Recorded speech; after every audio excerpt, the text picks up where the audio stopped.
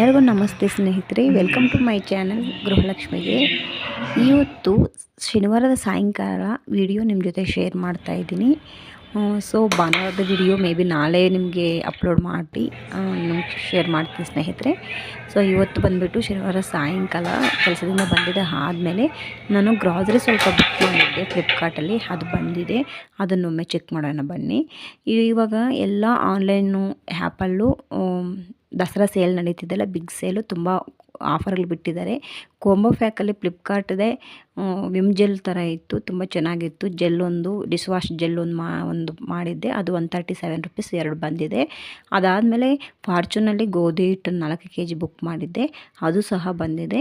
Fortune oil ಒಂದು 2 kg, ಮತ್ತು ದೀಪದ ಎಣ್ಣೆ 1 kg, ಉದ್ದಿನಬೇಳೆ 1 kg, ಅದೇ ರೀತಿ ಸೋನಾ ಮಸೂರಿ ಅಕ್ಕಿ ಅನ್ನೋದು 10 kg ಬ್ಯಾಗು ಬುಕ್ ಮಾಡಿದ್ದೀನಿ. ಸೊ ತುಂಬ ಚೆನ್ನಾಗಿದೆ, ಕ್ವಾಲಿಟಿನೂ ಅಷ್ಟೇ, ಎಕ್ಸ್ಪೈರಿ ಡೇಟು ಅಷ್ಟೇ ತುಂಬ ಲಾಂಗ್ ಇರುತ್ತೆ, ತುಂಬ ಚೆನ್ನಾಗಿರುತ್ತೆ ಸ್ನೇಹಿತರೆ. ನನಗೆ ಈ ಕಡೆ ಹೋಲ್ಸೇಲ್ಗಳಲ್ಲಿ ತಗೊಳ್ಳೋದಕ್ಕಿಂತ ಅದರಲ್ಲಿ ಇನ್ನೂ ಒಂದು 5 ರೂಪಾಯಿ ಕಡಿಮೆನೇ ಬೀಳ್ತಿದೆ ನನಗೆ ಆನ್ಲೈನಲ್ಲಿ ತಗೊಳ್ತಾ ಇರೋದು. ಸೊ ತರಕಾರಿ ನೋಡ್ತಾ ಇದ್ದೀನಿ, ತರಕಾರಿ ಫ್ಲಿಪ್ಕಾರ್ಟಲ್ಲಿ ಇಲ್ಲ, ಅಮೆಝಾನಲ್ಲಿ ತರಕಾರಿ ಫ್ರೆಶ್ ತರಕಾರಿ ಸಿಗುತ್ತೆ. ಬಟ್ ಇಲ್ಲಿಗಿಂತ ಒಂದು 3-4 ರೂಪಾಯಿ ಜಾಸ್ತಿನೇ ಇರುತ್ತೆ. ಜಾಸ್ತಿ ಆದ್ರೂ ನಾವು ಇನ್ ಟೈಮಿಗೆ ಬರುತ್ತೆ ಅನ್ನೋ ಒಂದು ನಂಬಿಕೆ ಇಲ್ಲ ಅನ್ನೋ ಒಂದು ಕಾರಣಕ್ಕೆ ನಾನು ತರಕಾರಿ ಎಲ್ಲ ನಾನು ಬುಕ್ ಮಾಡ್ತಾ ಇಲ್ಲ ಅಷ್ಟೇ. ಸೊ ಇನ್ನು ಇವಾಗ ಏನು ಅಡುಗೆ ಮಾಡಬೇಕು ಅಂತ ಯೋಚನೆ ಮಾಡ್ತಾಯಿದ್ದೆ. ಸೊ ಸಾಂಬಾರು ಮಾಡಿದ್ರೆ ಬೆಳಗ್ಗೆಗೆ ಮತ್ತೆ ಉಳಿದು ಬಿಡುತ್ತೆ, ಮತ್ತು ಸಂಡೇ ಬೇರೆ ತುಂಬ ಲಾಂಗ್ ಟೈಮು ಮನೆಯಲ್ಲಿ ನಾನ್ ವೆಜ್ ತಂದಿರಲಿಲ್ಲ. ನಾನ್ ವೆಜ್ ಏನಾದರೂ ತೊಗೊಂಬರ್ಬೇಕು ಅಂತಂದ್ಬಿಟ್ಟು ಪ್ಲ್ಯಾನ್ ಮಾಡಿಕೊಂಡು ಸದ್ಯಕ್ಕೆ ಏನಾದರೂ ಲೈಟಾಗಿ ಮಾಡ್ಕೊಳ್ಳೋಣ ಅಂತ ಪ್ಲ್ಯಾನ್ ಮಾಡಿ ನಾನು ರೈಸ್ನ ಕುಕ್ಕಿಗೆ ಇಟ್ಟಿದ್ದೀನಿ, ಕುಕ್ ಮಾಡ್ತಾಯಿದ್ದೀನಿ ರೈಸು. ಸ್ವಲ್ಪನೇ ಒಂದಷ್ಟು ಬೀನ್ಸು ಮತ್ತು ಕ್ಯಾಪ್ಸಿಕಮ್ ಇದೆ, ಅಷ್ಟು ಮಾತ್ರದಲ್ಲೇ ಫ್ರೈಡ್ ರೈಸ್ ಏನಾದರೂ ಮಾಡ್ಕೊಳ್ಳೋಣ ಅಂತ.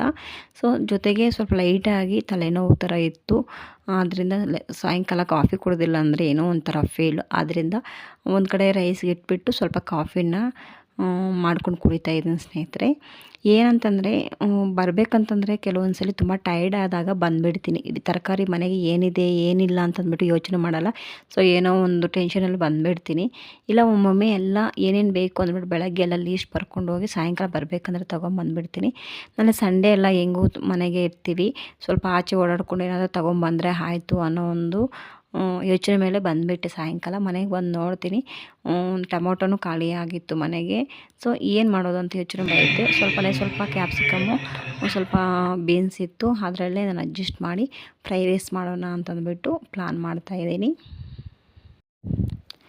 ನಾರ್ಮಲಿ ಫ್ರೈ ರೈಸ್ಗೆ ತರಕಾರಿ ಎಲ್ಲ ಹಾಕಿದ್ರೆ ತುಂಬ ಚೆನ್ನಾಗಿರುತ್ತೆ. ನಾನು ಇಲ್ಲಿ ಇರೋದನ್ನ ಅಡ್ಜಸ್ಟ್ ಮಾಡ್ಕೊತಾ ಇದ್ದೀನಿ ಸ್ನೇಹಿತರೆ. ನನಗೇನಾದರೂ ಅಡುಗೆ ಮಾಡಬೇಕಂದ್ರೆ ಕಂಪಲ್ಸರಿ ನನಗೆ ಇಷ್ಟು ಎಲ್ಲ ಐಟಮ್ ಬೇಕು ಅನ್ನೋವಂಥ ಕಾನ್ಸೆಪ್ಟ್ ಏನು ನನ್ನ ಮೈಂಡಲ್ಲಿರಲ್ಲ. ಏನಿರುತ್ತೋ ಅದಕ್ಕೆ ಅಡ್ಜಸ್ಟ್ ಮಾಡ್ಕೊಂಡು ಹೋಗ್ತಾಯಿರ್ತೀನಿ. ಒಮ್ಮೆ ಎಲ್ಲ ಇದ್ದರೆ ಎಲ್ಲನೂ ಹಾಕಿ ಅಡುಗೆ ಮಾಡ್ತೀನಿ. ಒಮ್ಮೊಮ್ಮೆ ಎಲ್ಲ ಮನೆಗೂ ಎಲ್ಲ ಇಟ್ಕೊಂಡು ಮಾಡೋದಂತೂ ಅದು ಸುಳ್ಳು ಮಾತಂತಾರೆ ನನ್ನ ಒಂದು ಅನಿಸಿಕೆ. ಯಾಕಂದರೆ ಏನೋ ಒಂದು ನಮಗೆ ಕಡಿಮೆ ಬಂದೇ ಬರುತ್ತೆ.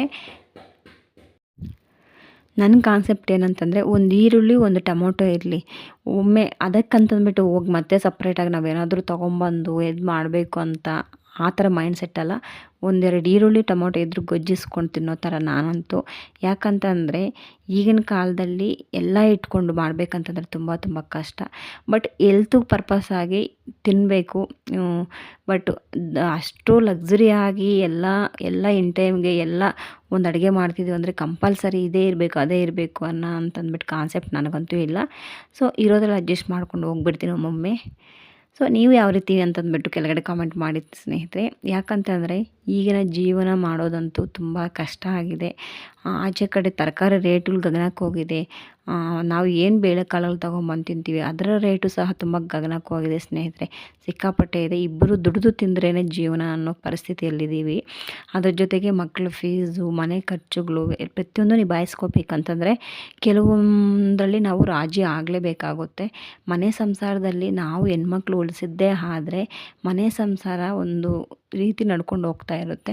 ಇಲ್ಲ ನಮ್ಗೆ ಅದೇ ಬೇಕು ಇದೇ ಬೇಕು ಅಂತಂದ್ಬಿಟ್ಟು ಇರೋ ₹500 ನಾವು ₹500 ಖರ್ಚು ಮಾಡಿಬಿಟ್ರೆ ನಾಳೆ ದಿನ ಯೋಚನೆ ಮಾಡಿ ಇನ್ನೊಬ್ಬರ ಹತ್ರ ಸಾಲ ತಗೊಳ್ಳೋ ಅಂಥ ಪರಿಸ್ಥಿತಿ ಬರುತ್ತೆ. ಸೊ ನನಗೆ ತಿಳಿದ ಮಟ್ಟಿಗೆ ಹಾಸಿಗೆ ಇದ್ದಷ್ಟು ಕಾಲು ಚಾಚಬೇಕು ಅನ್ನೋ ಅಂಥ ಕಾನ್ಸೆಪ್ಟ್ ಸ್ನೇಹಿತರೆ ನಂದು. ಸೊ ಇನ್ನು ನಾನು ಇಲ್ಲೆಲ್ಲ ತರಕಾರಿ ಎಲ್ಲ ಹಚ್ಚಿದ್ದು ಆಯಿತು. ಒಂದು ಈರುಳ್ಳಿ ಮತ್ತು ಸ್ವಲ್ಪ ಹಸಿಮೆಣಸಿನ್ಕಾಯಿ, ಕ್ಯಾಪ್ಸಿಕಮು, ಬೀನ್ಸು ಇಷ್ಟನ್ನು ಸಹ ನಾನು ಸಣ್ಣ ಸಣ್ಣಗೆ ಹಚ್ಚಿಟ್ಕೊಂಡಿದ್ದೀನಿ. ನಾನು ತುಂಬ ಹೋಟೆಲ್ಸಲ್ಲಿ ಫ್ರೈಡ್ ರೈಸ್ ತಿಂದಿದ್ದೀನಿ. ತುಂಬ ಏನು ಅಂತಂದರೆ ಅದರಲ್ಲಿ ಏನೂ ಸ್ಪೈಸಸ್ ಹಾಕಿರಲ್ಲ. ನೆಕ್ಸ್ಟು ಕೆಲವೊಂದು ಈ ಸಾಸ್ಗಳು ತುಂಬ ರೋಡ್ ಸೈಡು ಮತ್ತು ಫಾಸ್ಟ್ ಫುಡ್ ಸೆಂಟರ್ಸಲ್ಲೆಲ್ಲ. ಬಟ್ ಹೋಟೆಲ್ಸಲ್ಲಿ ಎಷ್ಟು ಸಿಂಪಲಾಗಿ ಮಾಡ್ತಾರಂದರೆ ಅಷ್ಟು ತುಂಬ ಸಿಂಪಲಾಗಿ ಮಾಡ್ತಾರೆ. ಟೇಸ್ಟು ಸಹ ತುಂಬ ಚೆನ್ನಾಗಿರುತ್ತೆ. ಏನಂತಂದರೆ ಅಲ್ಲಿ ಜಸ್ಟ್ ತರಕಾರಿ ಮತ್ತು ಎಣ್ಣೆ, ಸ್ವಲ್ಪ ಉಪ್ಪು, ಅದಕ್ಕೆ ಹಸಿಮೆಣಸಿನ್ಕಾಯಿ, ಚಿಲ್ಲಿ ಪೌಡರ್ ಸಹ ಆ್ಯಡ್ ಮಾಡಲ್ಲ ಅವರು. ಜಸ್ಟ್ ಹಸಿಮೆಣಸಿನ್ಕಾಯಿ ಸಣ್ಣ ಸಣ್ಣಗೆ ಹಚ್ಚಿಬಿಟ್ಟು ಸ್ವಲ್ಪ ಕೊತ್ತಂಬರಿ ಸೊಪ್ಪು ಉದುರಿಸ್ಬಿಟ್ಟು ಕೊಡ್ತಾರೆ.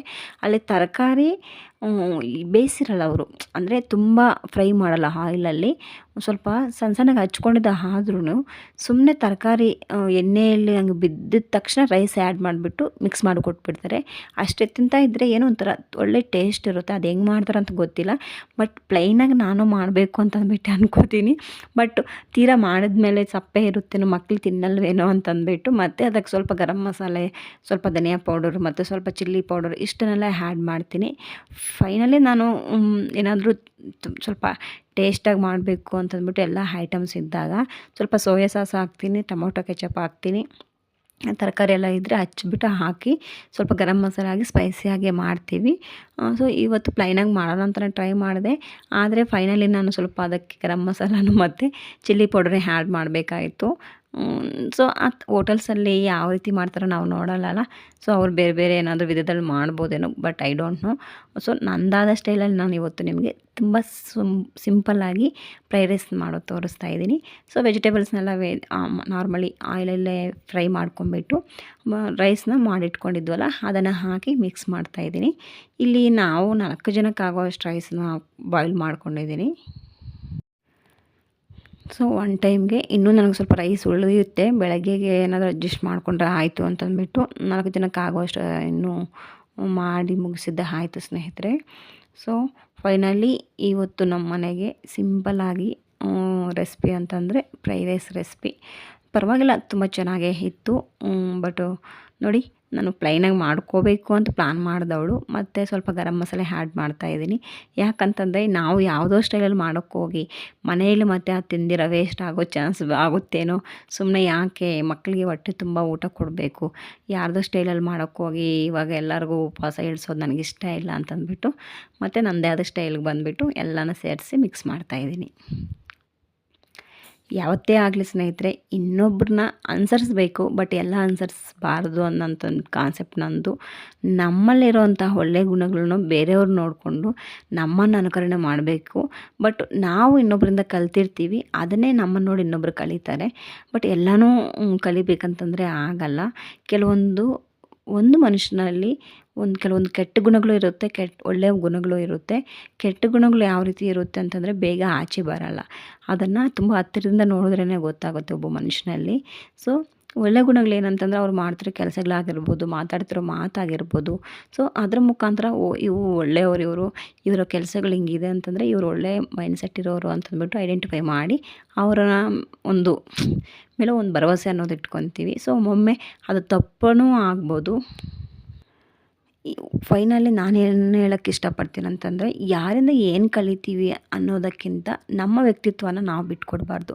ನಾವು ಮಾಡ್ತಿರೋಂತಹ ಒಂದು ಕೆಲಸ ಆಗಿರ್ಬೋದು, ನಮ್ಮ ಒಂದು ವ್ಯಕ್ತಿತ್ವ ಆಗಿರ್ಬೋದು, ನಮ್ಮ ಒಂದು ನಡೆನುಡಿ ಆಗಿರ್ಬೋದು, ನಮ್ಮ ಒಂದು ಕಲ್ಚರ್ ಆಗಿರ್ಬೋದು, ಏನಾದರೂ ನಮ್ಮ ಹತ್ರ ಇಲ್ದಿರೋದು ಬೇರೆಯವ್ರ ಹತ್ರ ಇದೆ ಅಂತಂದರೆ ನಾವು ಅವರಿಂದ ನೋಡಿ ಕಲಿಯೋಣ. ನಮಗಿಂತ ಕಡೆ ಇದ್ದಾರೆ ಅಂತಂದರೆ ಅವ್ರ ಹತ್ರ ನೋಡಿ ಕಲಿಯೋದಕ್ಕೆ ನಮಗೇನೂ ಇರಲ್ಲ. ಅದೇ ರೀತಿ ಪ್ರತಿಯೊಂದು ವಿಚಾರದಲ್ಲೂ ನಾನು ಒಂದೊಂದು ಸ್ವಲ್ಪ ಮೆಜರ್ಮೆಂಟ್ ಮಾಡೋದು ಒಬ್ಬ ವ್ಯಕ್ತಿತ್ವವನ್ನು. ಸೊ ಇದು ಸ್ನೇಹಿತರೆ ಇವತ್ತಿನ ವಿಡಿಯೋ. Thank you.